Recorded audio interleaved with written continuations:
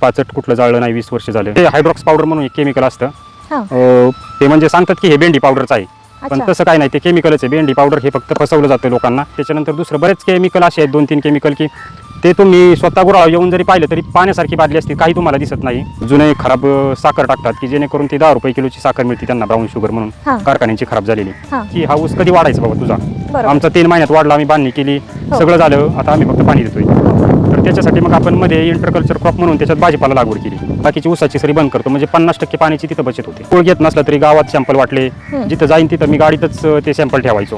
हां. त्याची आपल्या मालाची चव आपण दिली पाहिजे, हो, तर हो. तो ग्राहक नंतर आपल्याला फीडबॅक देऊन ग्राहक आपल्याकडे येईल. बरोबर. असं मी 3 वर्ष कंटिन्यू करत राहिलो.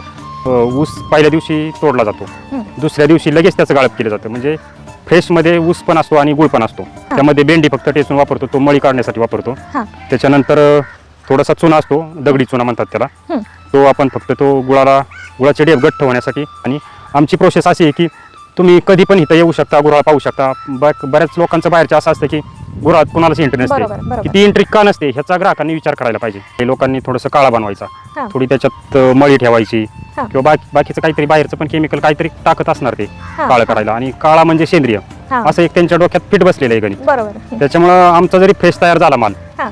तरी त्यांना वाटतं की हा तुमचा सेंद्रिय नाही.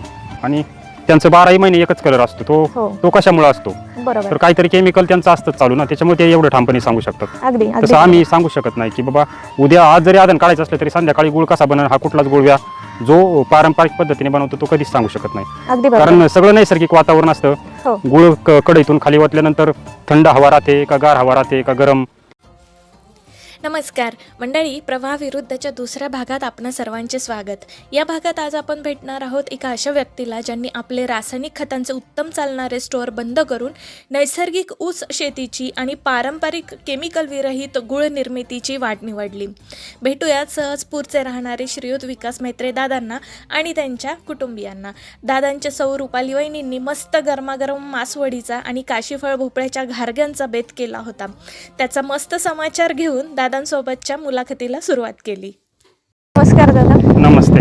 आपली थोडक्यात ओळख आणि कौटुंबिक पार्श्वभूमी. माझं नाव विकास तुकाराम मेत्रे, राहणार सहजपूर, तालुका दौंड, जिल्हा पुणे. माझं हे क्षेत्र नांदूर एरियात येतं, म्हणजे सहजपूर नांदूर जवळच आहेत. आणि मी स्वतः BSc ॲग्री आहे, पास आऊट 2001ची बॅच. आणि माझे आई वडील पूर्ण शेतकरी आहेत, पहिल्यापासून शेती करतात ते. आणि नंतर त्याच्यानंतर कॉलेज सुटल्यानंतर काय करायचं म्हणून मी अगोदर कृषी सेवा केंद्र चालू केलं होतं. गावात कृषी सेवा केंद्र नव्हतं कोणाचंच, म्हणून लोकांच्या आग्रहास्तव आपण कृषी सेवा केंद्र चालू केलं. ते 2007 मध्ये चालू केलं. 2-3 वर्ष शेतीच करत होतो मी, नोकरीचा कुठं ट्राय केलेला नाही. नंतर कृषी सेवा केंद्र चालू केल्यानंतर शेतकऱ्यांच्या अडचणी काय येतात ह्या समजून घेतल्या. 4-5 वर्ष त्याच्यातच गेले. पण त्याच्यानंतर असं होत गेलं की शेतकऱ्यांच्या अडचणीच इतक्या होत्या की त्यांना आपण एका प्रकारचं औषध दिलं तर ते डबल डोस करून मारायचे. त्यांना रिझल्ट येत नव्हते. रिझल्ट न आल्यामुळं मी पण गोंधळायचो ना त्यावेळेस, की ज्यावेळेस आपण इतकं शिकलोय, या सगळ्या मॉलिक्यूल माहिती आपल्याला, तरी रिझल्ट काय येत नाही. तर मग नंतर तसेच गेले 10 वर्ष माझे त्याच्यामध्ये. नंतर मग एक दिवस सुभाष पाळेकरांशी यूट्यूबवरती आणि पुस्तकांशी माझा कॉन्टॅक्ट आला. आणि त्याच्यानंतर मी ते पाहिलं, सगळं ऐकलं. आणि नंतर मग ते एका साईडला कृषी सेवा केंद्र चालूच होतं आणि एका साईडला मी ती प्रॅक्टिस माझ्या शेतात चालू केली अगोदर. अरे वा. की बाबा पाळेकर सांगतात की खतं औषधं न टाकता काय येतंय सगळं त्यांचं चांगलं, तर आपलं काय येत नाही. मग मी देशी गाई घेतल्या, त्याची सुरुवात तिथून केली खरं तर. नंतर मग त्याचे 2-3 वर्ष मी रिझल्ट पाहिले स्वतः. रिझल्ट चांगले आले. पाचट कुठलं जाळलं नाही 20 वर्ष झालं. त्याच्यानंतर तण जागेवर टाकलं, खुरपान चालू केली, तणनाशकं बंद केली. हे असं दुकान चालू असताना 50-50 केलं मी. म्हणजे थोडंफार रासायनिक, थोडंफार सेंद्रियमध्ये, नैसर्गिकमध्ये. तर त्याचे रिझल्ट चांगले आले मला. नंतर मग 2019ला मी पूर्ण दुकान बंद केलं. अच्छा. त्याचं कारण असं होतं की शेतकऱ्यांना कुठलेच म्हणजे शेतकऱ्यांचा खर्च खूप वाढत होता. हो हो. मग ते आपलं चुकतंय का शेतकऱ्यांचं चुकतंय तेच कळाना. बरोबर. आणि मला इकडं रिझल्ट चांगले आले जमिनीमध्ये गावरान गाय घेतल्यामुळं. हां हां. मग मी ते पूर्ण कृषी सेवा बंद करून परत शेतीत उतरलो पूर्ण, अच्छा. म्हणजे 100% नॅचरल म्हणून. अरे वा.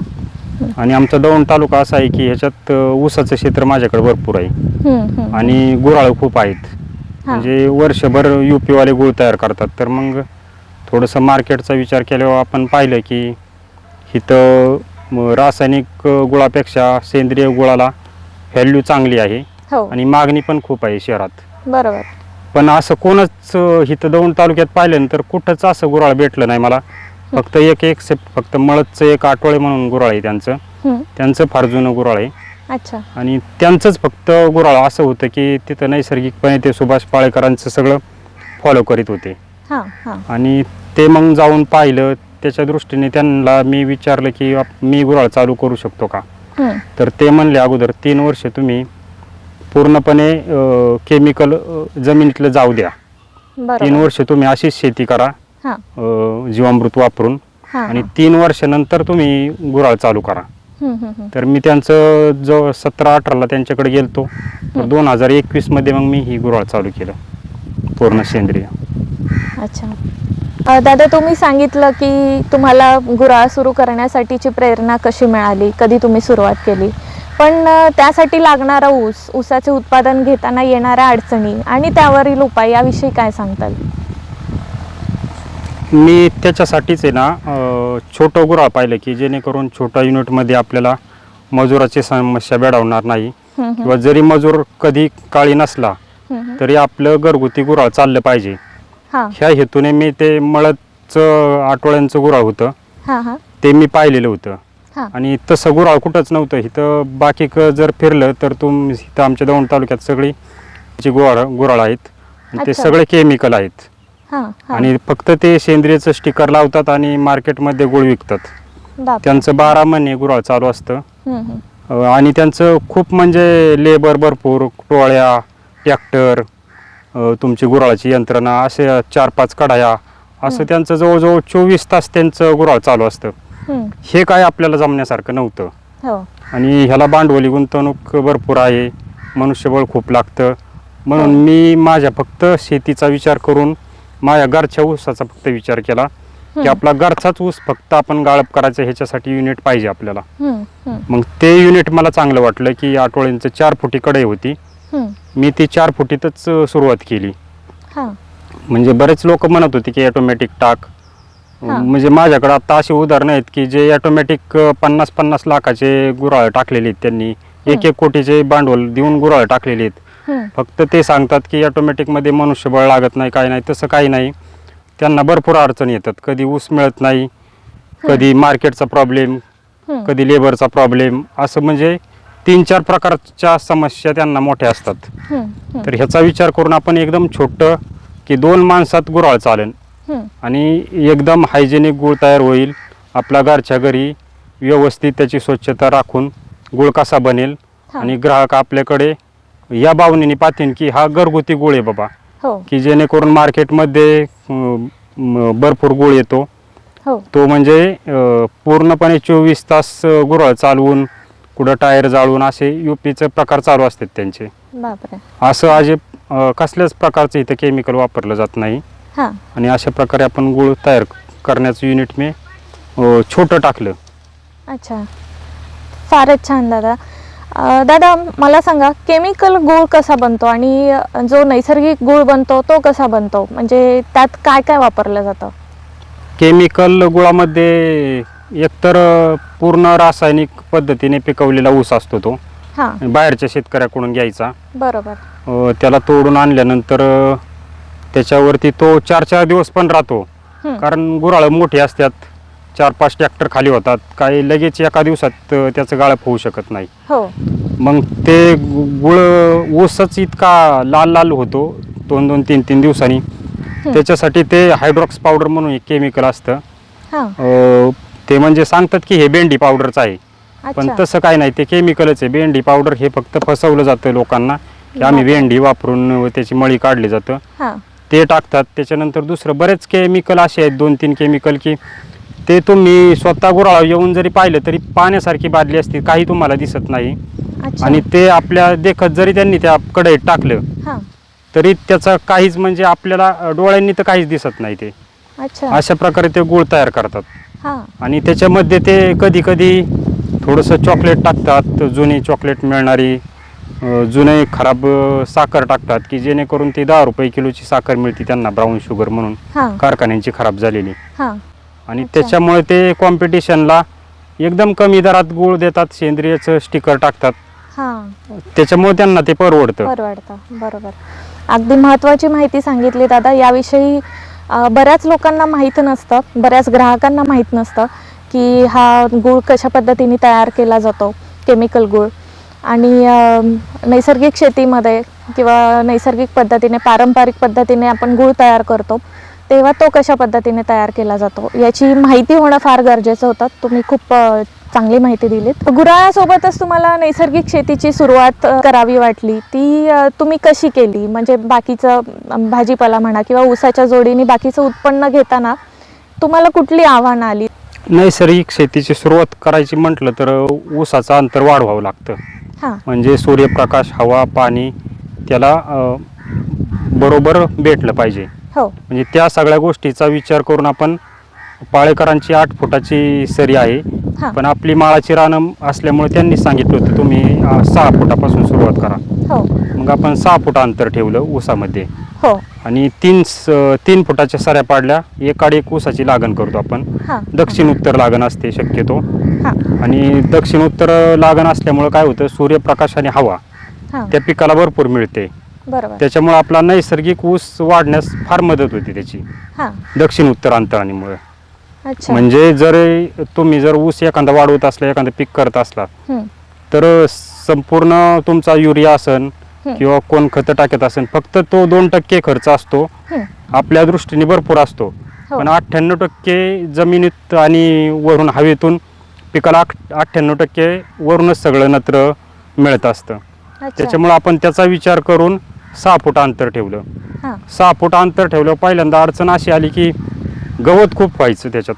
हं, हं. म्हणजे ऊसाच्या सऱ्या नैसर्गिक ऊस असल्यामुळे 4-4, 5-5 महिने त्याची भरपूर वाढ होत नाही. हो म्हणजे 5 महिने तरी तो ऊस आपल्या मनी भरत नाही. हं. किंवा पाहणाऱ्याला असं वाटतं की हा ऊस कधी वाढायचा बाबा तुझा.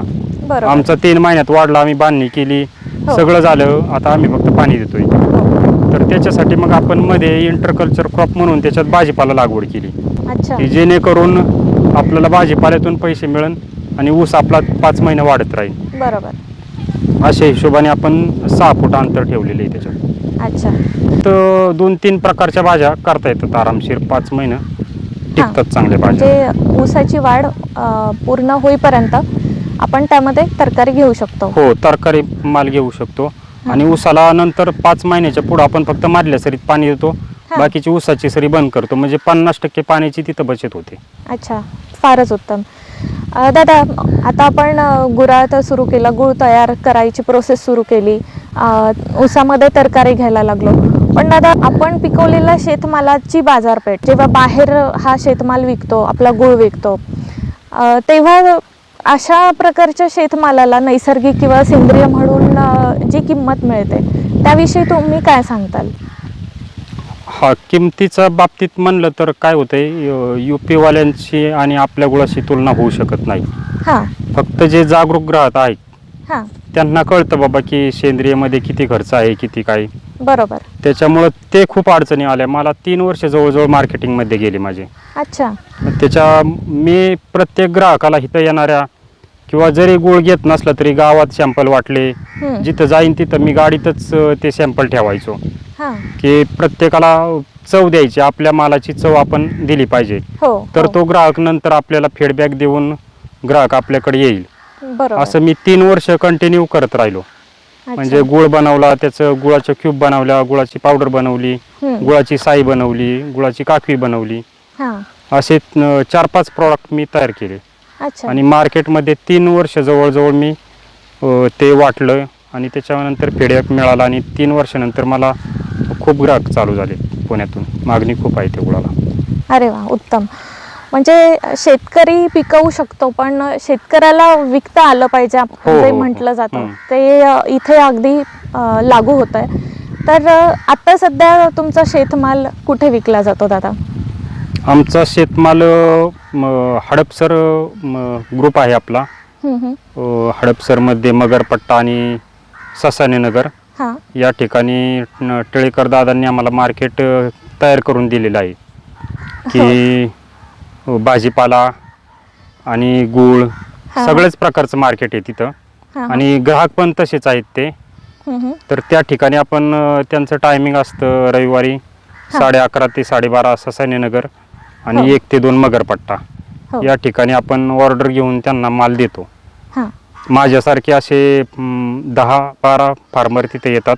हं. कोणाचा गुळ असतो, कोणाचा भाजीपाला असतो, हं. कोणाचे कडधान्य, कोणाचे दुधाचे प्रोडक्ट, हो. असे सगळे पूर्ण नैसर्गिकपणे बनवलेले हां. असतात. आणि आमच्या ग्रुपमध्ये असं कॉन्ट्रीब्युशन असं असतं की तू जर मेथी केली तर दुसऱ्यानी कोणी करायची नाही, जेणेकरून ओव्हरलॅप होणार नाही. बरोबर. त्या दृष्टीने आपण त्याची लागवड करतो. हो. हो. आणि पावसाळ्याच्या सीझनमध्ये थोडंफार एक्स्ट्रा आपण ठेवतो की जेणेकरून काय होतं की ह्या भागात पाऊस जास्त पडला, समजा दौंड तालुक्यात पडला हां. तर पुरंदरमध्ये पडणार नाही एखाद्या ठिकाणचा माल, की जेणेकरून ग्राहकाला सुरळीतपणे माल आपला कंटिन्यू वर्षभर पुरल ह्या हिशोबाने आपण करत राहतो. हो. आता माझं काम तसं गुळातच आहे, पण मी भाजीपाल्यात फक्त कुणाचं काही संपलं किंवा काही कुणाला अडचण येऊ नये किंवा कुणाच्या शेतकऱ्याचं कमी असेल त्या ठिकाणी आपण पुरवठा करतो. हो. हो. दादा, आपला जो गूळ बनतो, आपलं आपण जे पारंपरिक पद्धतीने गूळ बनवतो, त्याची प्रोसेस कशी असते साधारण? प्रोसेस शक्यतो आम्ही असं ठेवलेलं आहे की पूर्ण आपला शेतीतला ऊस फक्त आपण गाळप करतो. हां. बाहेरचा कुठलाही गुळ ऊस आपण घेत नाही. अच्छा. त्याच्यामुळं आपली क्वालिटी ही ग्राहकापर्यंत गेली पाहिजे आणि तीच क्वालिटी आपली शेवटपर्यंत टिकली पाहिजे. हो. या हेतूने आपण फक्त घरचा आणि घरचाच ऊस पूर्णपणे नैसर्गिकपणे पिकवलेला गुळ हां. ऊस आपण वापरतो. त्याच्यासाठी आपण मध्ये भेंडी लावलेली असते, गावरान भेंडी असते हां. किंवा कधी कधी थोडीशी ती पिवळी भेंडी चिकट असते.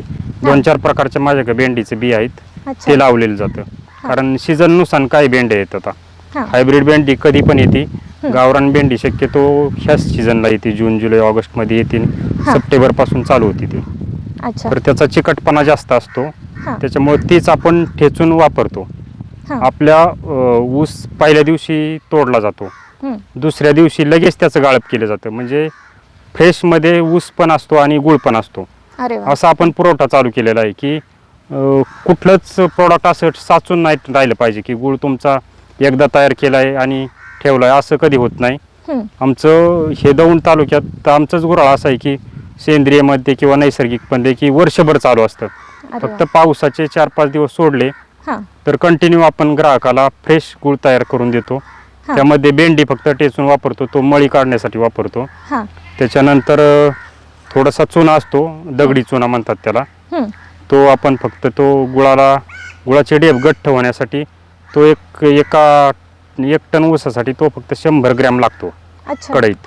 अच्छा. आणि तो टाकल्यानंतर मळी काढल्यानंतर शेवट ज्यावेळेस कढई आपली उतरायच्या अगोदर काकवीच्या पुढची स्टेज येते हं. त्यावेळेस आपण एरंड तेल हं. किंवा शेंगदाणे तेल ते पण आपण गाण्यावरचं अच्छा. आपण त्यामध्ये एक अर्धा कप किंवा 1.5 कप असं टाकतो.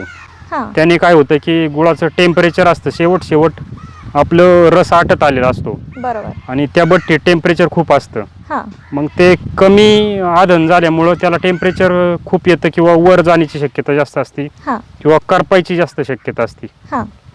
म्हणून आपण शेंगदाणा तेल टाकतो त्यात, एवढंच फक्त टाकतो. बाकी त्याच्या व्यतिरिक्त कसलं केमिकल नाही, काहीच नाही. आणि आमची प्रोसेस अशी आहे की तुम्ही कधी पण इथं येऊ शकता, गुऱ्हाळ पाहू शकता. बऱ्याच लोकांचं बाहेरचं असं असतं की गुऱ्हाळात कोणालाच एंट्री नसते. बरोबर. की बरोबर. ती एंट्री का नसते ह्याचा ग्राहकांनी विचार करायला पाहिजे अगदी की बाबा बरोबर. तुम्हाला जाऊनच तिथं देत नाही आणि तुम्ही म्हणताय आम्हाला केमिकल फ्री गुळ आम्ही बनवतोय. तर का बाबा, तुम्ही आमच्या शेतात या, गुऱ्हाळ या, कधी पण 24 तास आमचं इथं गुऱ्हाळ चालू असलं त्यावेळेस या, पहा पूर्ण प्रोसिजर आणि खात्री करा.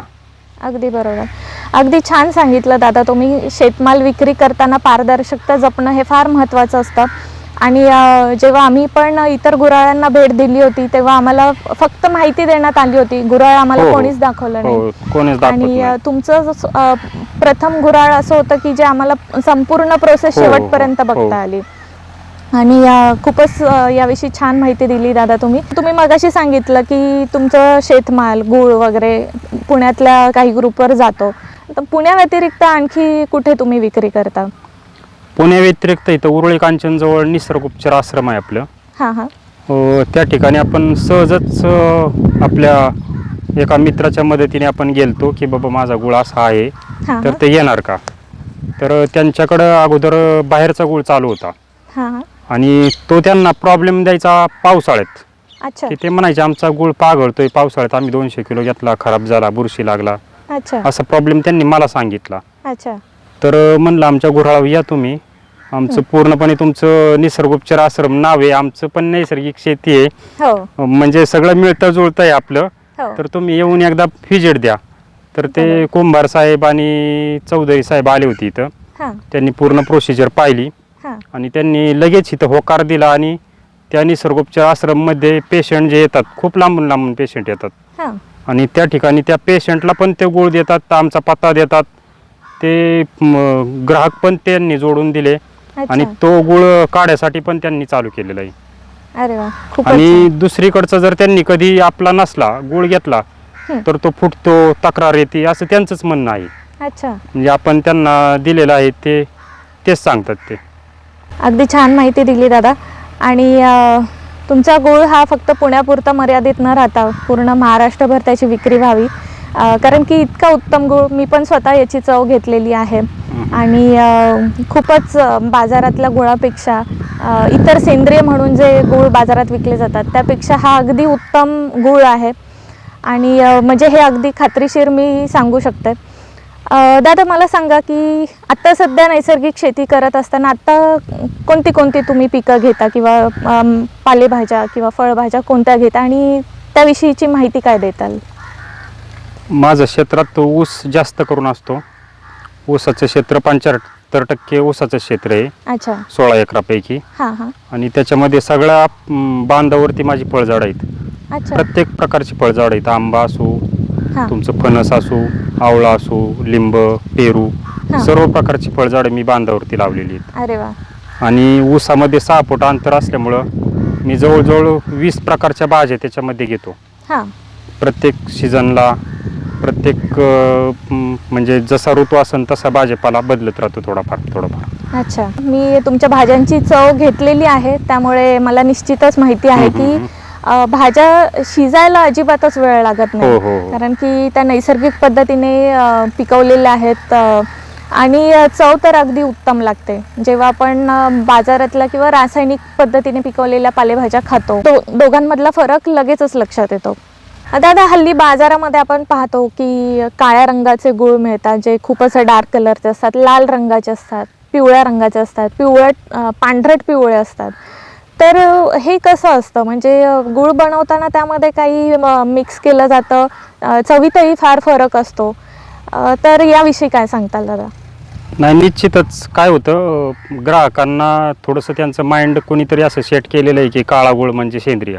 अच्छा त्या दृष्टीने काय केलेलं आहे, लोकांनी थोडंसं काळा बनवायचा, हां थोडी त्याच्यात मळी ठेवायची हां किंवा बाकीचं काहीतरी बाहेरचं पण केमिकल काहीतरी टाकत असणार ते हां काळं करायला. आणि काळा म्हणजे सेंद्रिय हां असं एक त्यांच्या डोक्यात फिट बसलेलं आहे गणित. बरोबर. त्याच्यामुळं आमचा जरी फ्रेश तयार झाला माल हां तरी त्यांना वाटतं की हा तुमचा सेंद्रिय नाही.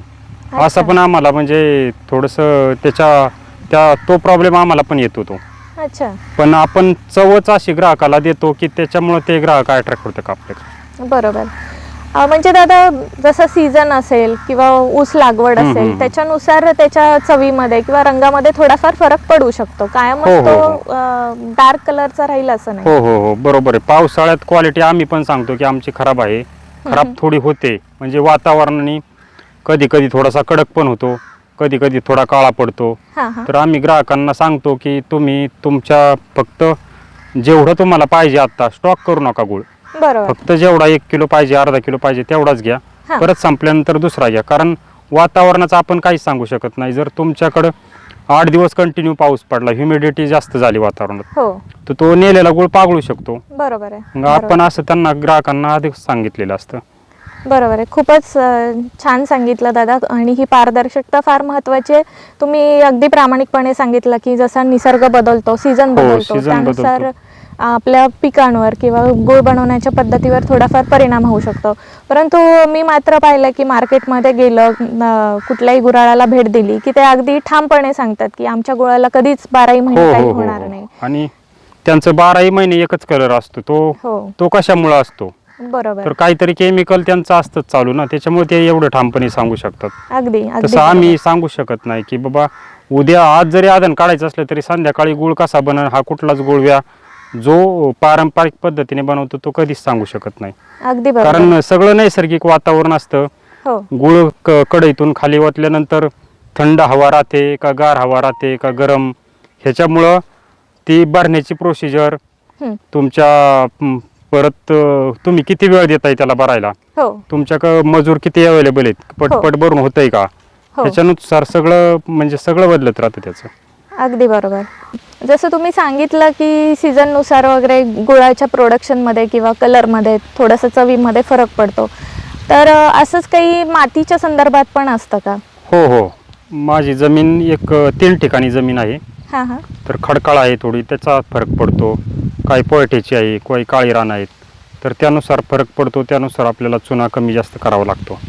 कुठल्या जातीचा ऊस आपण लागवड करतो त्यानुसार? आपण 86-032च गुळासाठी वापरतो. हां हां आणि इव्हन काय होतं, तुमच्या सीझननुसार पण त्या गुळाची चव बदलते आणि तुमचं वातावरणानुसार पण चव बदलते.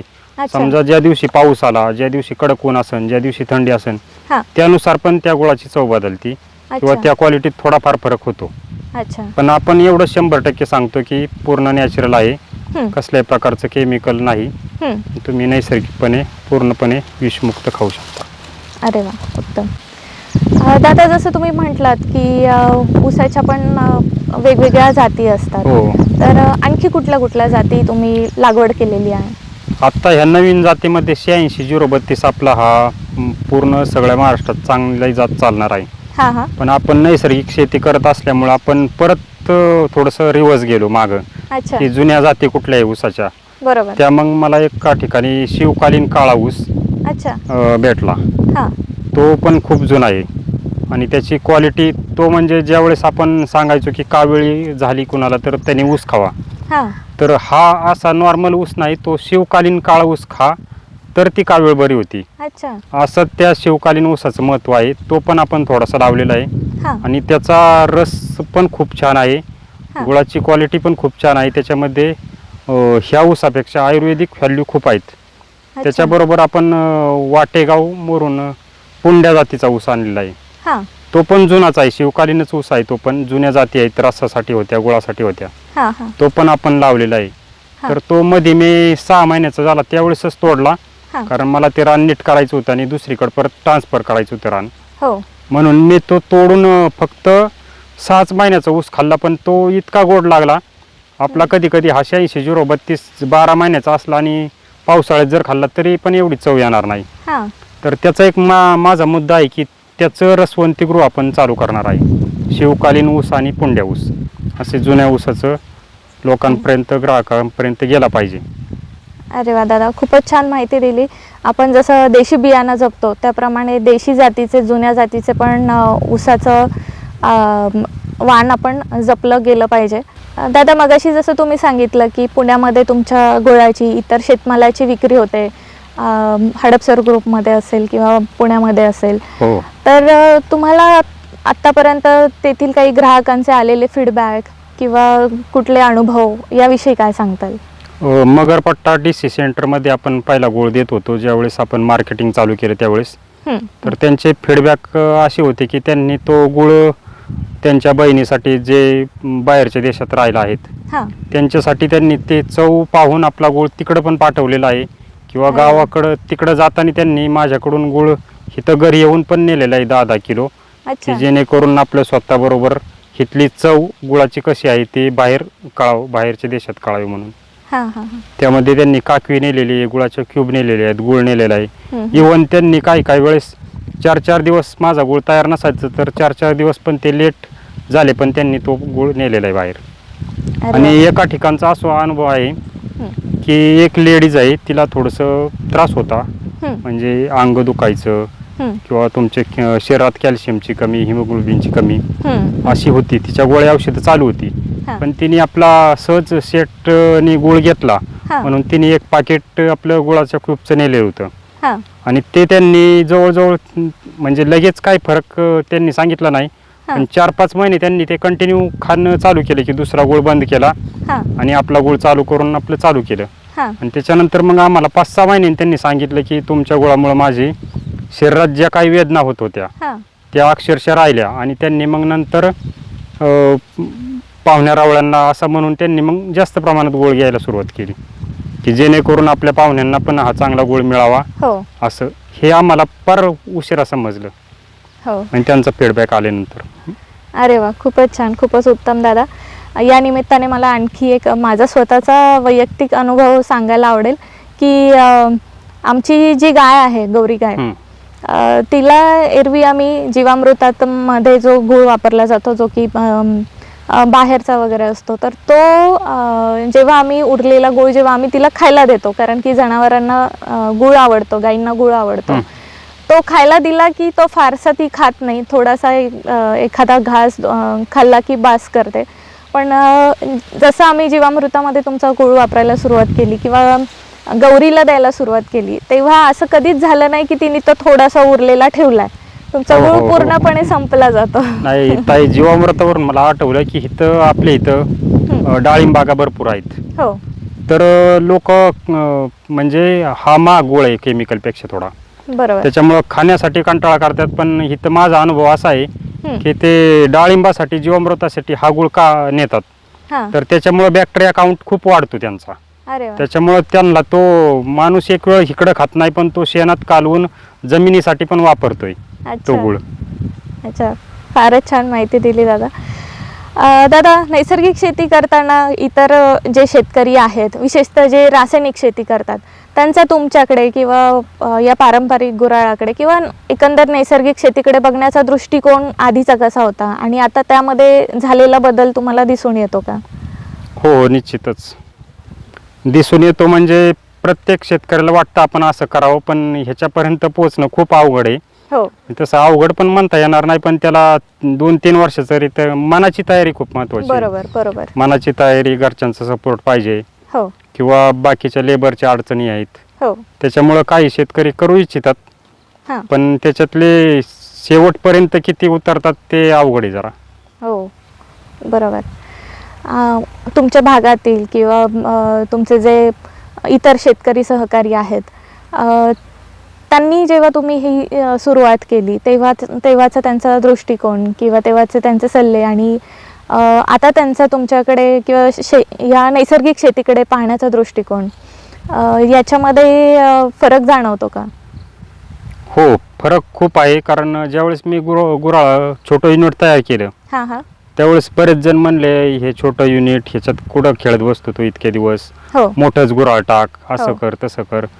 पण ज्यावेळेस आपण छोटं युनिट तयार केलं त्यावेळेस आपण हळूहळू एक स्टेप शिकत गेलो. बरोबर. आणि माझ्याकडे असे उदाहरण आहेत की 1-1 कोटीचे प्रोजेक्ट आहेत, ते अच्छा, अक्षरशः इथे बंद आहेत अच्छा. लेबरच्या अभावाने बापरे. किंवा ऊस मिळण्याची कमतरता, हां, हां, असे भरपूर पॉईंट आहेत त्यांना. हां. तशी आम्हाला जास्त अडचण येत नाही. आम्हाला 2 जरी मजूर भेटले, हं, ऊस त्यांनी फक्त तोडून इथं आणून टाकला, हं. तरी आम्ही पूर्ण व्यवस्थित गूळ तयार करण्याचं काम आम्ही शिकलेलो आहे. आणि अच्छा. ते शिकणंच महत्त्वाचं आहे, हो, कारण ह्याच्यामुळं आपण कोणावरती अवलंबून राहत नाही. बरोबर. आणि बाहेरचे लोक भरपूर सांगतात की ते गुळाशिवाय गूळ तयारच होत नाही, त्याला माणूसच लागतो, हं. मग तो गुळव्या सांभाळावा लागतो. हो, असं अजिबात आम्हाला तसा प्रश्न भेडसवतच नाही. कारण घरी पारंपरिक पद्धतीने तयार करणारे आम्ही घरती 4 माणसं हां. त्यांच्याबरोबर कंटिन्यू आदबतो. दादा, यावरूनच एक प्रश्न की गुऱ्हाळ चालवताना किंवा नैसर्गिक पद्धतीने शेती करताना कुटुंबाचा सहभाग आणि साथ याविषयी तुम्ही काय सांगताल? नाही, कुटुंबाची साथ भेटती म्हणूनच आपण इथपर्यंत नैसर्गिकपणे शेती करू शकतो. अगदी नाहीतर बरोबर. ते एकट्या दुकट्याचं काम नाही. बरोबर. मजुरांची समस्या अशी होते की रासायनिक शेतीत जे मजूर काम करतात हो ते नैसर्गिक मध्ये शेती करायला इथं सगळं उलट आहे गणित. हो त्याच्यामुळे त्यांना आपल्या मनात जे आहे ते त्यांच्या मनातून त्यांच्या कामात पोहोचवणं खूप अवघड जातं. बरोबर, अगदी म्हणजे बरोबर. 2-3 वर्ष त्यांना हे समजावण्यात जातं, बाबा बांधावरचं काही काडी कचरा तू जाळू नको, हो सगळं गवत आहे ते जागेवरच टाक. नाहीतर प्रत्येक शेतकऱ्याची रासायनिक मधली अशी सवय असते की पूर्ण शेत क्लीन ठेवायचं, कुठं काडी कचरा अजिबात दिसला नाही पाहिजे, हा सगळं कचरा गोळा करायचा, जाळून टाकायचा. हा इथं सगळं उलट आहे. आम्ही बांधावरचा काँग्रेस उपटून पण गवत आतमध्ये शेतात टाकतो हा आणि शेतातलं गवत आहे ते जागेवर कुजवतो. हा फक्त शेळ्यांना गायींना खाण्यापुरतंच गवत टाकतो, कसल्या प्रकारचं पाचड जाळत नाही हा आणि पूर्ण काडी कचरा जागेवर कुजवण्याचा प्रयत्न करतो. अच्छा. आणि ह्यामध्ये गाही पण करत नाही कुठल्या रानाला. की रासायनिक मध्ये काय होतं की एक दिवस ऊस तुटून गेला लगेच ते पाचट पेटव, लगेच हो. दुसऱ्या दिवशी रोटर मार, तिसऱ्या दिवशी कुठलं तरी पीक उभं करतात. हो हो तसं आपण करत नाही. हो या ठिकाणी पाचट पूर्ण कुजवून देतो. हा त्यामध्ये पूर्ण पावसाळ्यात असेल तर पूर्ण नैसर्गिकपणे पाचट कुजवलं जातं. अच्छा. फक्त 2 महिन्याचा कालावधी जातो, हा पण जमिनीला थोडी विश्रांती मिळते आणि आपल्याला पण दुसरी कामं करायला मिळतात. अच्छा, खूपच उत्तम माहिती दिली दादा. पाचट कुजवणं, न जाळता कुजवणं हे खरं तर आजकाल ऊसाचं उत्पादन घेणाऱ्यांच्या जे शेतकरी आहेत त्यांना ही कन्सेप्ट फारशी पटणार हो, नाही. नाही पटत, नाही पण पटत. हे फार गरजेचं आहे आणि ते का गरजेचं आहे ते तुम्ही अगदी उत्तमपणे सांगितलं. तर याला अनुसरून एक महत्त्वाचा प्रश्न दादा, नैसर्गिक शेती करताना किंवा पारंपरिक पद्धतीने गुऱ्हाळ चालवताना समाधानी आहात का? हा निर्णय तुमचा योग्य होता असं वाटतं का? हो, निश्चितच. कारण ज्यावेळेस आपल्याला ग्राहकांचा फीडबॅक ज्यावेळेस येतो तेच मोठं समाधान आहे आपल्यासाठी. अच्छा. आपण अशी शेती करून कोणच आपल्याला विचारत नाही बरोबर. आणि आपण जे काही पिकवतो ना ते पूर्ण म्हणजे मार्केटच्या नुसारच पिकवतो. कुठंच ओव्हरलॅप आपण करत नाही. जेवढी मागणी असेल तेवढंच पिकवतो. हो म्हणजे आपल्या मानसिक दृष्ट्या कसला त्रास होत नाही हा आणि वर मिळणारं ग्राहकांचं समाधान हे खूप मोठं आहे त्याच्यासाठी. खूप छान सांगितलं दादा. नैसर्गिक शेतीने काय शिकवलं, काय सांगताल? नैसर्गिक शेतीने शिकवलं म्हणण्यापेक्षा आपणच त्या नैसर्गिक शेतीत आपण शिकत गेलो हळूहळू. वा, फार छान, फार छान. खूपच छान दादा. नैसर्गिक शेती आजकाल बरेच जण करू इच्छितात, कारण की रासायनिक शेतीच्या अनुभवानंतर बऱ्याच शेतकऱ्यांना असं वाटतं की पारंपरिक पद्धतीने किंवा जुन्या पद्धतीने शेती सुरू करावी. तर अशा पद्धतीने नैसर्गिक शेती सुरू करण्यास उत्सुक असणाऱ्या नवीन शेतकऱ्याला तुम्ही काय सांगताल? त्यांच्या मनाची पहिली तयारी पाहिजे बरोबर. आणि यामध्ये सातत्य महत्वाचं आहे. हां. कारण सातत्य असलं तरच तुम्हाला एका दिवसात कुठलंच मार्केट उभं राहू शकत नाही. हो कमीत कमी तरी 3 वर्ष जातात. हो. जरी जास्त पळाला तरी 1 वर्षात तो मार्केट करू शकतो. पण त्याच्यासाठी मार्केटिंग पेक्षा तुम्ही चव जर दिली ना हां. तर तो ग्राहक आपल्यापर्यंत येतो. बरोबर. महत्वाचं म्हणजे तुम्ही फक्त चव द्या त्याला, हां. तुमची पारंपरिकची नैसर्गिकची, हो त्याच्यानुसारच तो येतो. बाकी तुमचं लेबल लावून किंवा रांगोळी करून काही उपयोग नाही. त्याच्यात लेबल वगैरे काही करून. अगदी बरोबर, अगदी बरोबर. दादा, जसं आपण बाजारामध्ये पाहतो खूप स्वच्छ असलेली हो, हो. भाजी किंवा खूप स्वच्छ दिसणारी, चकचकीत दिसणारी फळं असतील, भाजीपाला असेल, फळभाज्या असतील, याकडे ग्राहक लगेच अट्रॅक्ट होतात हो, आणि हो, ते हो. खरेदी करतात. पण नैसर्गिक शेतीमध्ये जेव्हा आपण शेतमाल पिकवतो, पालेभाज्या असतील, फळभाज्या असतील, त्यामध्ये थोड्याफार प्रमाणात कीड राहते किंवा तो बाजारासारखा चकचकीत दिसणारा माल नसतो. याविषयी काय सांगताल? नाही, निश्चितच तो चकचकीत दिसत नाही. पण माझं एक म्हणणं ग्राहकांना असं आहे की तुम्ही चकचकीत केमिकलचं फावरून खाण्यापेक्षा हो इथं जरी वांग किडलं, थोडी भेंडी किडली, काकडी किडली, हो तेवढाच भाग तुम्ही कापून बाजूला काढला हो आणि खाल्ला. शक्यतो नैसर्गिक आम्ही ग्राहक तर शेतकरी त्यांना चांगला देण्याचा प्रयत्न करतो हो आणि ग्राहकांना मी सांगतो की आम्ही जे खातो ते उलट अर्ध वांग आम्ही कापून घरी खातो, हो जे किडलेले फेकून देतो आणि तुमच्यासाठी चांगला माल आणतो. हो तरी हो, पण एखादं जर किडकं आलं हो तर त्यातली फक्त कीड बाजूला काढून खाल्लं ना तर ते चांगले. हो माझं एक दुसरं पण आहे की झाडावरची कीड हां.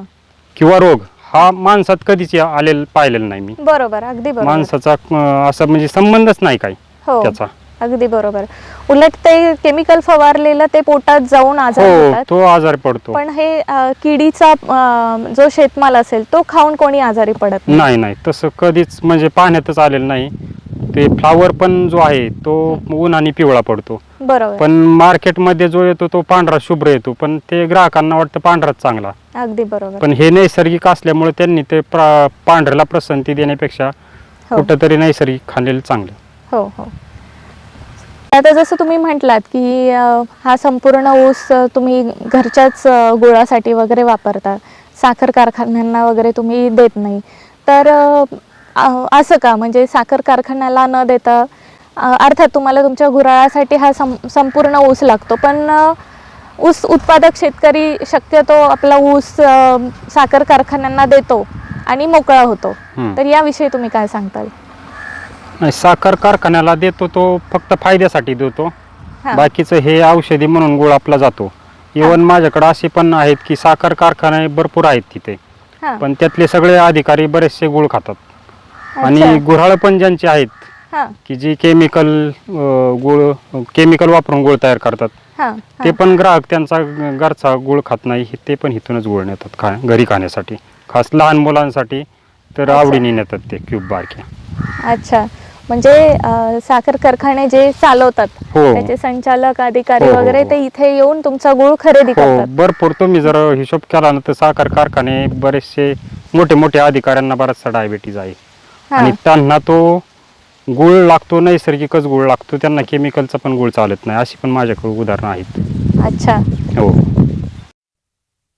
मंडळी, विकासदादांची शेती पाहिल्यानंतर त्यांच्या गोधनालाही भेट दिली आणि त्यानंतर त्यांच्या कुटुंबियांचे मनोगतही जाणून घेता आले.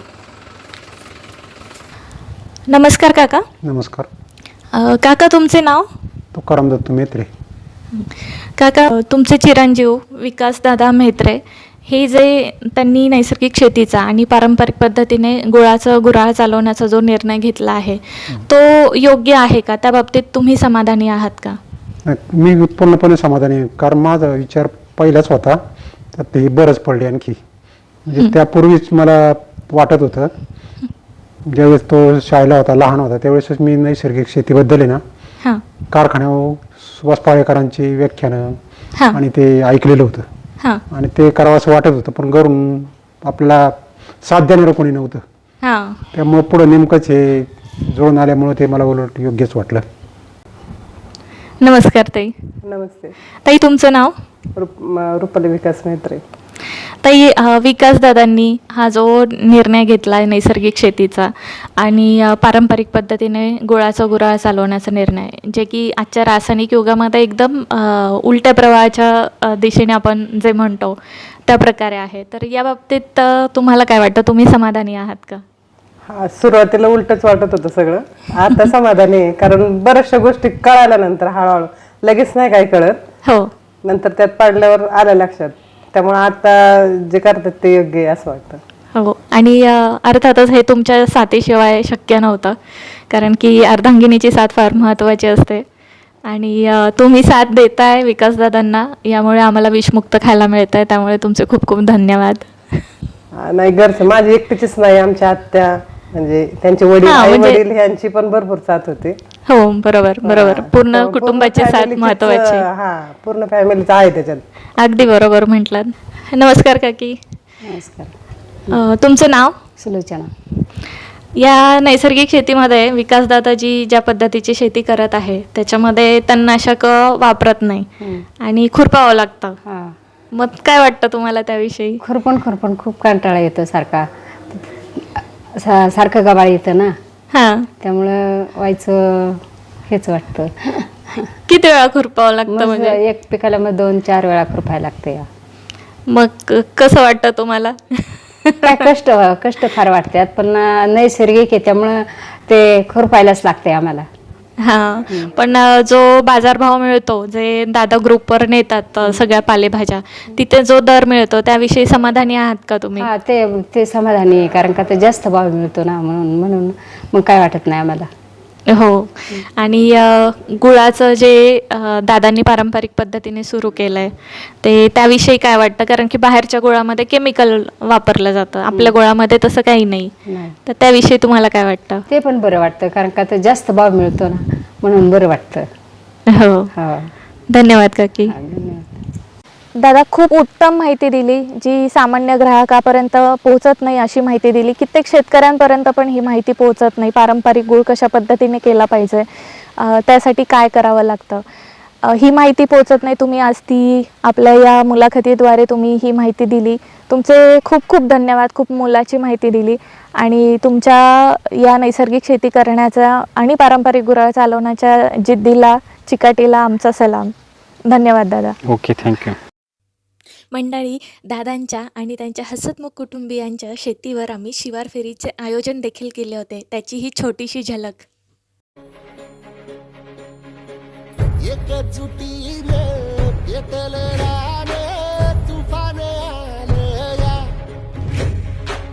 काळ्या भुईच्या भेटीला, हे आभाळ आलं या. भेगाळ माय मातीच्या ह्या डोळ्यात जागली या आस, घेऊन हात हातामंदी घेतला लेकरांनी ध्यास. लई दिसानी भारल्या वाणी शिवार झालं या. एकजुटीने पेटलं रान, तुफान आलं या काळ्या भुईच्या भेटीला, हे आभाळ आलं या. असा नॉर्मल ऊस नाही, तो शिवकालीन काळ ऊस खा तर ती काळवेळ बरी होती, अच्छा. असं त्या शिवकालीन ऊसाचं महत्व आहे. त्याच्यानंतर मग आम्हाला 5-6 महिन्यांनी त्यांनी सांगितलं की तुमच्या गुळामुळे माझी शरीरात ज्या काही वेदना होत होत्या हां. त्या अक्षरशः राहिल्या, आणि डाळिंबासाठी जीवामृतासाठी हा गुळ का नेतात, हां. तर त्याच्यामुळे बॅक्टेरिया काउंट खूप वाढतो त्यांचा. अरे वा. त्याच्यामुळे त्यांना तो माणूस एक वेळ इकडे खात नाही, पण तो शेणात कालवून जमिनीसाठी पण वापरतोय अच्छा. तो गुळ. बाहेरची लोक भरपूर सांगतात की ते गुळाशिवाय गुळ तयारच होत नाही, त्याला माणूसच लागतो. ही पारंपरिक पद्धतीने तयार करणारे आम्ही घरातली 4 माणसं हां. त्यांच्याबरोबर कंटिन्यू आदबतो. प्रत्येक शेतकऱ्याची रासायनिक मधली अशी सवय असते की पूर्ण शेत क्लीन ठेवायचं, कुठं काडी कचरा अजिबात दिसला नाही पाहिजे, हां. सगळं कचरा गोळा करायचा, जाळून टाकायचा. हां. हिथं सगळं उलट आहे.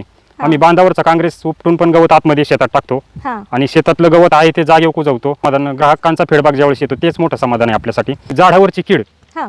किंवा रोग हा माणसात कधीच आलेला पाहिलेला नाही मी. मी उत्पन्नपणे समाधानी आहे, कारण माझा विचार पहिलाच होता, तर ते बरंच पडले आणखी. म्हणजे त्यापूर्वीच मला वाटत होतं, ज्यावेळेस तो शाळेला होता, लहान होता, त्यावेळेसच मी नैसर्गिक शेतीबद्दल आहे ना हां. कारखान्यावर सुभाष पाळेकरांची व्याख्यानं हां. आणि ते ऐकलेलं होतं, हां. आणि ते करावं असं वाटत होतं.